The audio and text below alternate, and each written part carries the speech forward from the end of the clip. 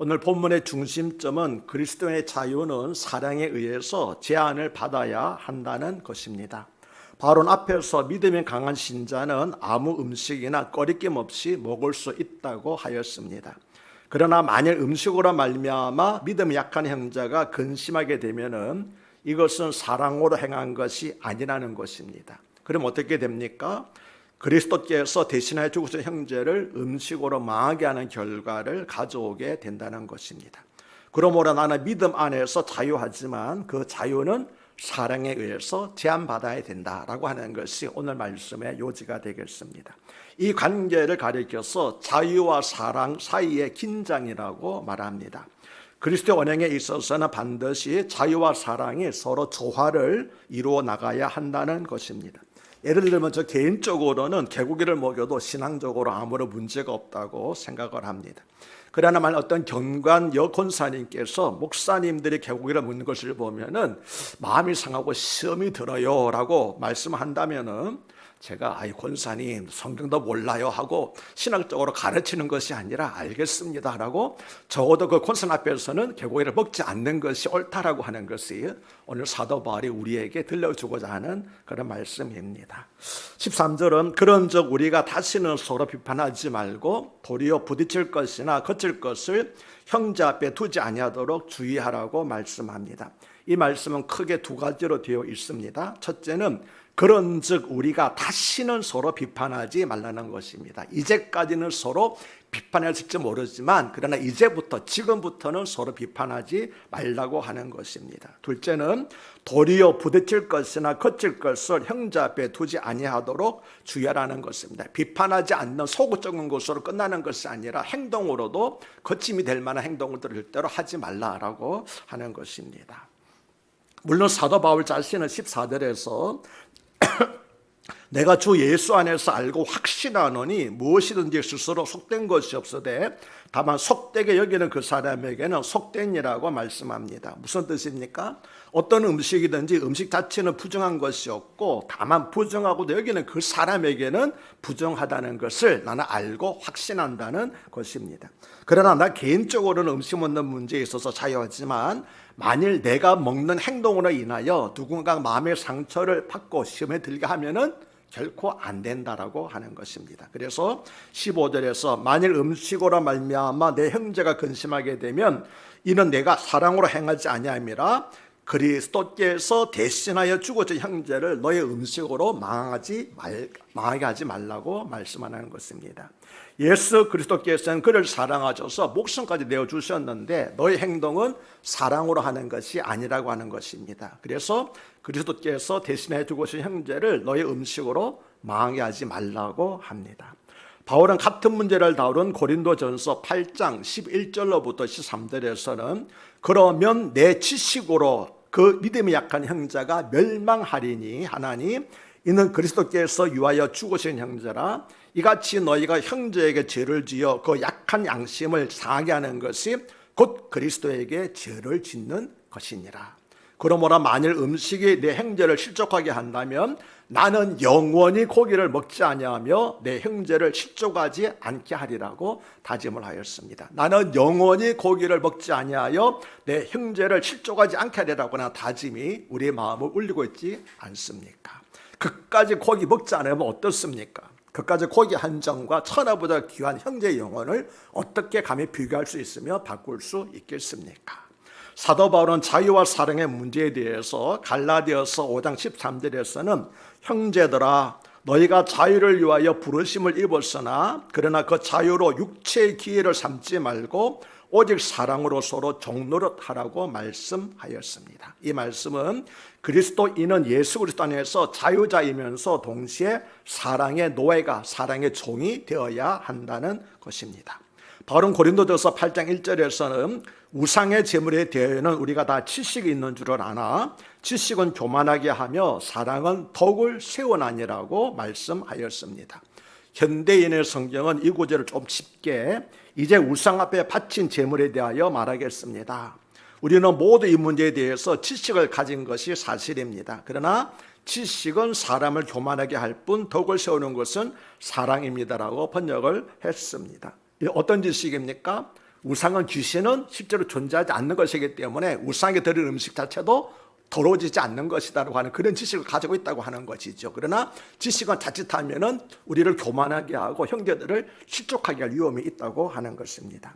복음 진리에 대한 지식이 있는 사람은 신앙생활을 하면서 자유를 누릴 수가 있습니다. 어떤 음식이든지 먹을 수가 있습니다.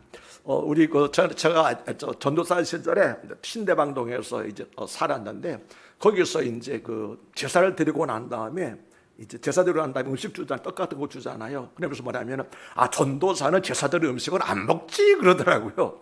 저는 언제 기다렸는데 왜냐하면 제사 드린 음식 먹으면 어떻습니까? 그런데 그분이 말씀하시기를 전도사는 안 먹지 그래서 네 안 먹습니다 그랬습니다. 왜냐하면 그분이 시험 들 수 있잖아요. 그래서 우리 지식으로는 그게 아무런 문제가 되지 않지만 귀신이 어디 있습니까? 먹을 수 있지만 그러나 혹시 다른 사람들이 그걸로 말미암아서 오해를 한다면은 그건 안 된다고 하는 것이죠. 이해가 되십니까? 그래서 지식은 우리가 이렇게 절제할 필요가 있다라고 하는 것이죠. 어떤 음식이든 먹을 수 있습니다. 그러나 지식은 자칫 우리를 교만하게 할 위험이 있다는 것입니다. 교회 생활은 지식의 전부가 아닙니다. 과연 사랑으로 했는가 하는 동기가 더 중요하다는 것입니다. 이를 생각한다면 어떻게 그까짓 음식으로 그토록 소중한 형제를 망하게 할 수 있느냐는 것입니다. 나 때문에 상처를 입고 걸려 넘어지는 사람이 누굽니까? 바로 예수 그리스도께서 대신 죽으신 형제라는 것입니다. 지식을 내어서 자신의 자유만을 고집한다면 그 사람은 이미 교만해진 것이고 교회는 쉽게 분열되고 말 것입니다. 그러나 사랑은 덕을 세운다고 하였습니다. 그래서 바울은 골로새서 3장 14절에서 이 모든 것 위에 사랑을 더하라. 이는 온전하게 매는 띠니라고 말하였습니다. 사랑을 온전하게 하자면 안 된다고 하는 것이죠. 16절은 그러므로 너의 선한 것이 비방을 받지 않게 하라고 말씀을 합니다. 여기서 너의 선한 것은 믿음이 강한 성도들이 그리스도 안에서 누리고 있는 자유를 말합니다. 바울은 자유하지 못해서 마음대로 음식을 먹지 못하는 성도를 믿음이 약한 자라고 표현하고 모든 음식을 먹을 수 있는 자유한 성도를 믿음이 강한 자라고 표현하고 있습니다. 그러나 그 자유함이 결코 비난의 대상이 되게 해서는 안 된다는 것입니다. 교회는 영적으로 여러 계층이 공존하는 공동체입니다. 믿음이 강한 사람도 있고 믿음이 약한 사람도 있습니다. 지식이 많은 사람도 있고 지식이 부족한 사람도 있습니다. 여기서 지식이라고 하는 신앙 지식을 가리켜 말합니다. 자유적인 사람도 있고 보수적인 사람도 있습니다. 그러므로 나의 신앙 양심이 오르면은 그것이 전부가 아니라 이 일이 과연 교회라고 하는 신앙 공동체에 어떤 영향을 미칠 것인가 하는 것이 더욱 중요하다는 것입니다. 그래서 사도 바울은 고린도전서 9장 22절에서 약한 자들에게 내가 약한 자와 같이 된 것은 약한 자들을 얻고자 함이요 내가 여러 사람에게 여러 모습이 된 것은 아무쪼록 몇 사람이라도 구원하고자 함이라고 고백을 하였습니다. 믿음이 약한 사람들 사이에 가서는 자기도 믿음이 약한 사람처럼 행동했다는 거예요. 그렇습니까? 그 사람들과 같은 의식을 이렇게 열린 마음에서 복음을 전하기 위해서 그렇게 했다고 하는 것이지요. 바울은 로마서 15장 3절에서는 그리스도께서도 자기를 기쁘게 하지 않으셨다고 말씀을 했습니다. 그러므로 우리가 주님으로 본받는 자들이라면 우리도 주님처럼 마땅히 그렇게 해야 하는 것입니다. 17절은 하나님의 나라는 먹는 것과 마시는 것이 아니요 오직 성령 안에 있는 의와 평강과 희락이라고 말씀합니다. 여기서 사도 바울은 작은 한 교회, 로마 교회라고 하는 한 지역교회만 바라보는 우리의 근시간적인 시야를 넓혀서 크게 하나님의 나라를 바라보도록 인도하고 이렇게 변화를 주고 있습니다. 어찌 보면 1절로부터 6절, 16절까지는 우리를 하나님 나라라고 하는 중심 주제로 이끌기 위한 준비 과정이었다고 해도 과언이 아닙니다. 하나님의 나라는 그리스도의 초림으로 이미 시작이 되었고 지금 확장되어 가고 있으며 주님의 재림으로 완성되는 나라입니다. 그러므로 하나님의 나라는 어떤 장소에만한 장소적인 개념이 아니라 하나님께서 다스리시는 통치적인 개념으로 인식해야 됩니다. 다시 말하면 하나님의 통치가 시행되고 있는 곳이라면 그곳이 어느 곳이든지 이미 하나님의 나라가 임하여 있다는 것입니다. 여러분의 마음이 하나님의 통치하심에 순응하고 있습니까? 그렇다면 하나님의 나라가 여러분의 마음속에 이미 임하여 있는 것입니다. 하나님의 주권이 여러분의 가정에서 시행이 되고 있습니까?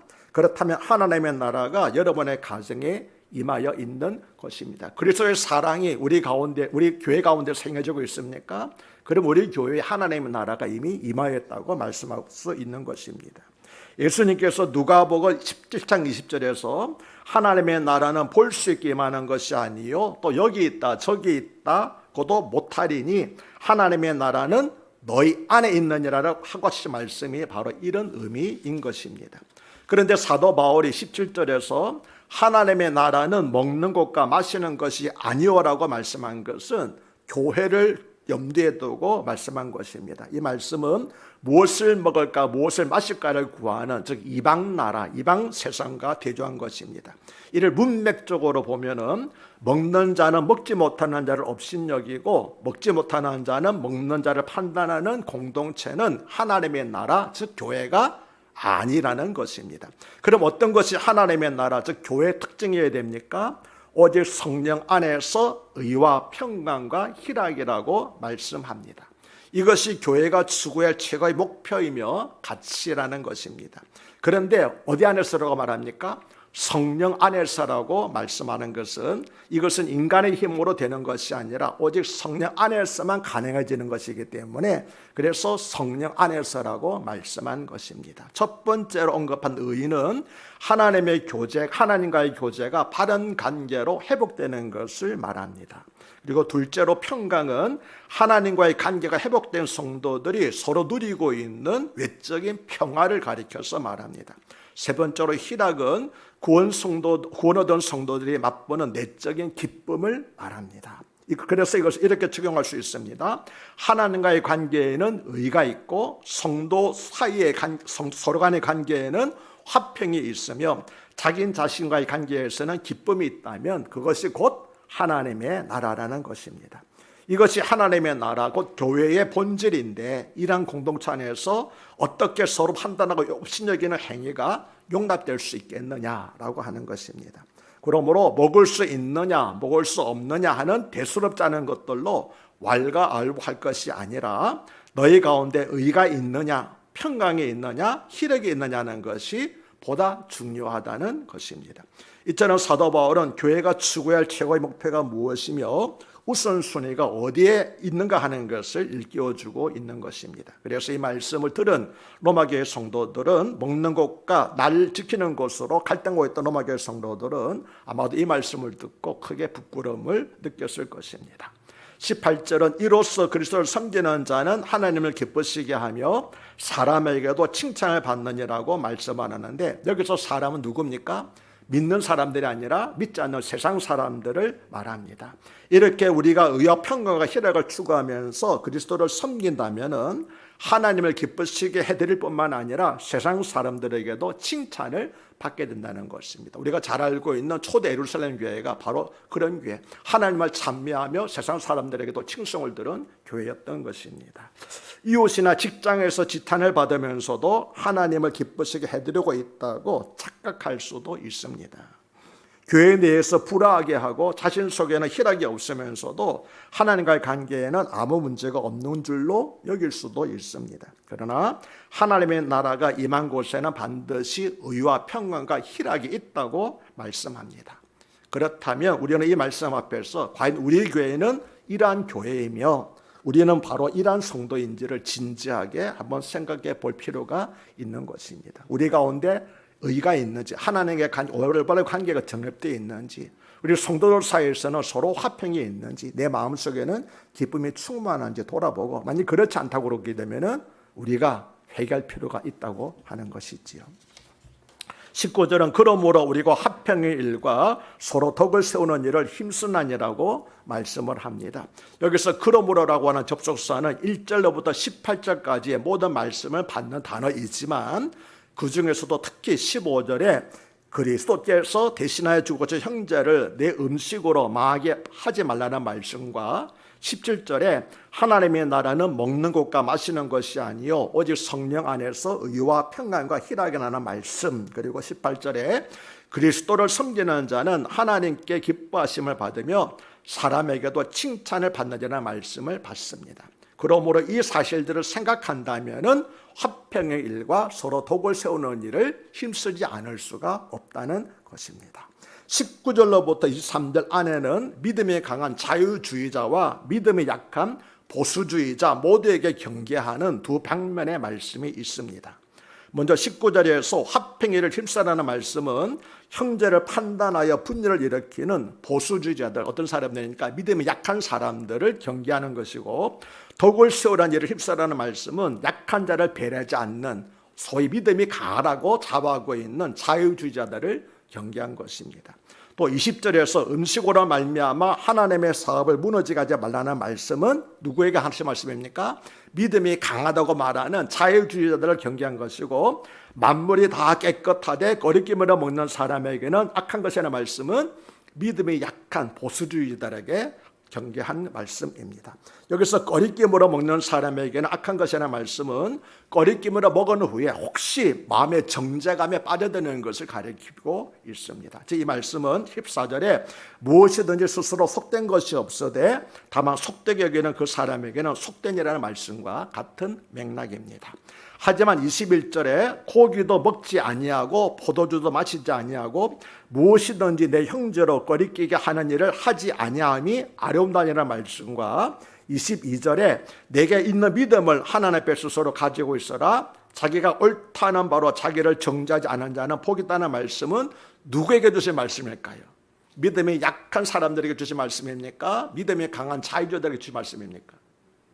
믿음에 강한 자유주의자들에게 주신 말씀입니다. 그러니까 전체적으로 보게 되면은 바울이 권면하는 대상은 믿음이 약한 사람입니까? 믿음이 강한 사람입니까? 믿음이 강한 사람들에게 바울이 집중적으로 권면하는 것을 볼 수가 있습니다. 그것은 믿음이 강한 자 쪽에서 믿음이 약한 자들을 받아주는 것이 도리라고 하는 것이 있죠. 그래서 마치 형과 동생이 싸우면은 어머니가 누구를 야단칩니까? 형을 야단치듯이 믿음이 강한 자유자들에게 더 야단을 친 것이었습니다. 이것은 15장 1절에서 믿음이 강한 우리는 믿음이 마땅히 믿음이 약한 자의 약점을 담당하고 자기를 기쁘게 하지 아니할 것이라는 말씀을 통해서도 알 수가 있습니다. 그러니까 믿음이 약한 사람들에게 우리에게 따라오라 하는 것이 아니라 어떻게 하라고 억지로 먹으라고 강요하는 것이 아니라 내가 먹지 않는 것이 오히려 더 바람직한 일이라고 바울은 말하고 있는 것입니다. 그런데 그렇게 하면 혹시 믿음이 강한 자, 즉 믿음의 안에서 자유함을 누리고 있던 사람들이 위축될 염려가 있었습니다. 그래서 바울은 너에게 있는 믿음을 하나님 앞에서 스스로 가지고 있으라고 격려하였습니다. 바울은 너에게 있는 믿음을 누구 앞에서요? 믿음이 약한 자들 앞에서가 아니라 하나님 앞에서 스스로 가지고 있으라고 말하였습니다. 왜 하나님 앞에서라고 말했을까요? 그것은 교회 내에 믿음이 약한 성도들을 배려하여 외적인 자유는 사랑으로 억제하되 내적인 믿음의 확신은 하나님 앞에서 그대로 간직하고 있어. 왜냐하면 그것이 바른 것이니까 라고 권면하고 있는 것입니다. 다시 말하면 하나님 앞에서는 자유함을 누리되 형제들 앞에서는 사랑으로 행하라고 하는 것입니다. 22절 하반절에 자기가 옳다는 바로 자기를 정죄하지 않은 자는 복이 있다는 말씀은 믿음이 강한 자들을 향한 선언입니다. 그래서 세번역 성경 2구절을 그대가 지니고 있는 신념을 하나님 앞에서 스스로 간직하십시오. 자기가 옳다고 생각하는 일을 하면서 자기를 정죄하지 않는 사람은 행복한 사람이라고 번역을 하였습니다. 이 말씀은 자신의 신앙 양심에 가책이 없는 사람, 즉 자기가 확신에 행동한 바에 대해서 죄책감이 빠지지 않는 사람은 행복한 사람이라는 선언입니다. 왜냐하면 그는 의심으로 인한 양심의 가치가 전혀 없으며 또한 자신의 양심이 허락하지 않는 것을 행함으로써 자신을 정죄하는 위험에 빠지지 않기 때문인 것입니다. 마지막 23절은 의심하고 먹는 자는 정죄에 대하나니 이는 믿음을 따라 하지 아니하였기 때문이라 믿음을 따라 하지 아니하는 것은 다 죄니라고 말씀하고 있습니다. 이 말씀은 누구에게 주는 말씀일까요? 마지막 권면은 믿음이 강한 자입니까? 믿음이 약한 자입니까? 믿음이 약한 자에게 주는 권면입니다. 이 말씀은 14장 전체의 결론이자 믿음이 약한 믿음을 가진 사람들에게 주는 최종 권면입니다. 같은 음식이라도 믿음으로 먹을 때는 괜찮지만 의심하면서 먹으면 죄가 된다는 것입니다. 만일 바울이 이렇게 믿음이 약한 성도들에게 마지막 격려를 하지 않았다면 약한 자를 강하게 하는 것이 아니라 강한 자를 약하게 만드는 그런 의도하지 않았던 결과를 가져왔을 것입니다. 그래서 사도 바울은 마지막 결론에서 믿음을 강조한 것입니다. 바로 이제까지 받아주어라, 사랑하라, 사랑으로 행하라고 권면했던 강한 믿음을 가진 성도들에게 너에게 있는 믿음을 하나님 앞에서 스스로 가지고 있어라.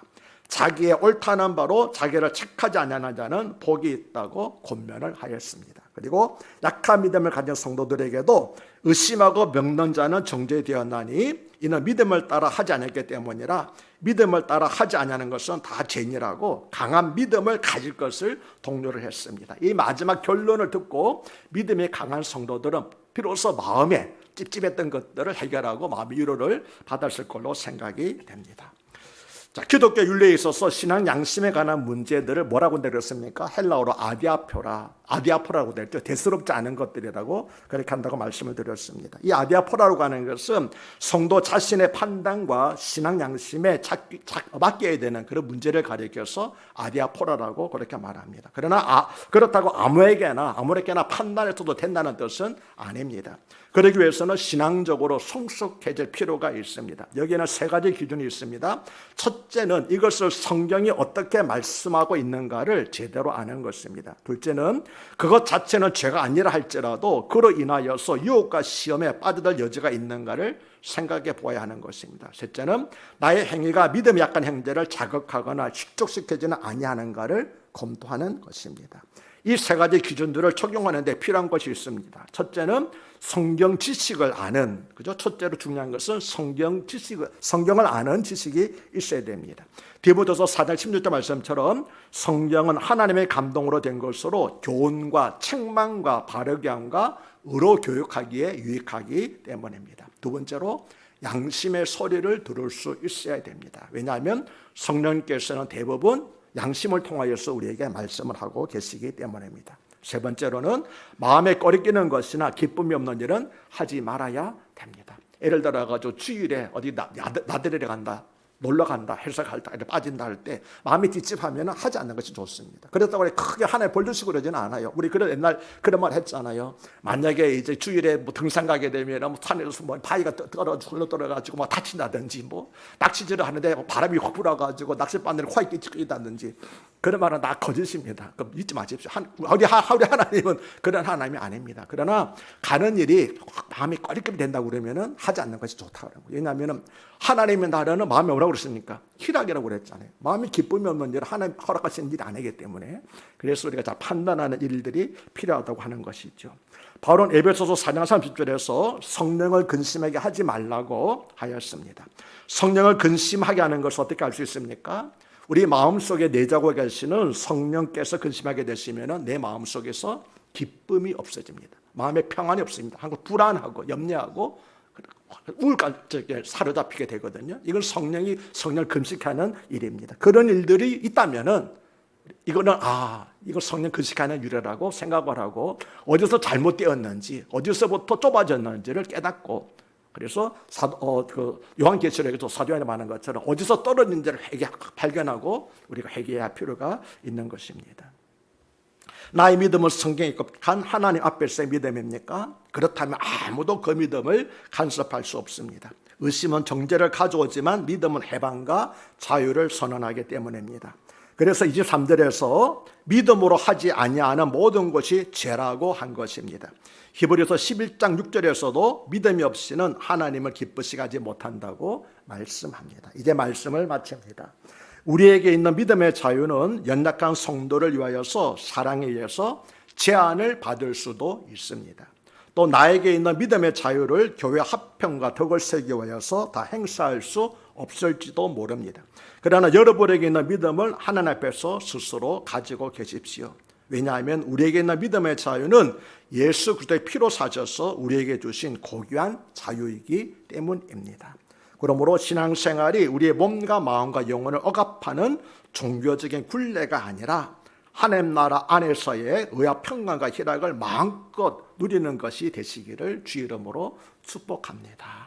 하나님 아버지, 오늘 말씀을 통하여서 우리가 자유와 사랑이라는 제목으로 오늘 말씀을 묵상하였습니다. 우리는 하나님의 말씀을 잘 아는 신앙 지식이 있습니다. 그래서 믿음이 강한 자라고 할 수도 있습니다. 그러나 혹시 믿음이 강한 우리가 자칫 하는 행동과 말 때문에 믿음이 약한 분들이 실족하게 하는 일은 없었는지 돌아봅니다. 우리 교회는 믿음이 강한 자가 믿음이 약한 자를 배려하는 그런 교회가 되게 하여 주시옵소서.